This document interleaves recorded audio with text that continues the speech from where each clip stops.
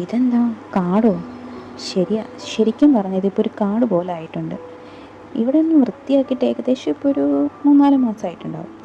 അതുകൊണ്ട് തന്നെ കാട് ഏതാ ചെടി ഏതാ നമുക്കറിയാൻ പറ്റാത്ത അവസ്ഥയായി. ഇന്ന് നമുക്ക് ഈ ഭാഗമൊക്കെ ഒന്ന് ക്ലീനാക്കി എടുത്താലോ? ശരിക്കും പറഞ്ഞാൽ ഏകദേശം നമ്മുടെ കൊറോണ സമയത്തായിരുന്നു ഇവിടെയൊക്കെ ചെടി നട്ടു തുടങ്ങി. അതിനു മുന്നേ അങ്ങനെ ഇവിടെ പ്രത്യേകിച്ച് ചെടികളൊന്നും ഇല്ലായിരുന്നു. ഇതിൻ്റെ ഇടയിലാട്ടോ ഈ ഒരു സാധനം എൻ്റെ ശ്രദ്ധയിൽപ്പെട്ടത്. ശരിക്കും പറഞ്ഞാൽ ആദ്യം കണ്ടപ്പോൾ ഒന്ന് പേടിച്ചു.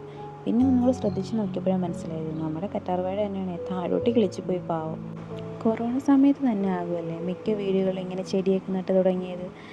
ചിലർക്കാണെങ്കിൽ അതൊരു നേരം കളയാനുള്ള മാർഗം മാത്രമായിരുന്നു. മറ്റു ചിലർക്കാണെങ്കിൽ ഇപ്പോൾ ഒരു ലൈഫിൻ്റെ പാർട്ട് തന്നെ ആയിട്ടുണ്ടാവും അത്.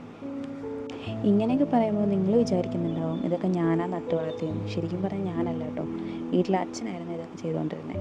ഇപ്പം പിന്നെ പുള്ളിക്ക് കുറച്ച് വയ്യായി ഉള്ളതുകൊണ്ടാണ് ഇത് നോക്കാതെ ഈ കോലത്തിലായിപ്പോയത്. അപ്പോൾ ഇതൊക്കെ ഒന്ന് നമുക്കിനി റെഡിയാക്കി എടുക്കാം. അപ്പോൾ ഇന്നത്തെ എൻ്റെ ഏകദേശ പണികൾ കഴിഞ്ഞിരിക്കുന്നു.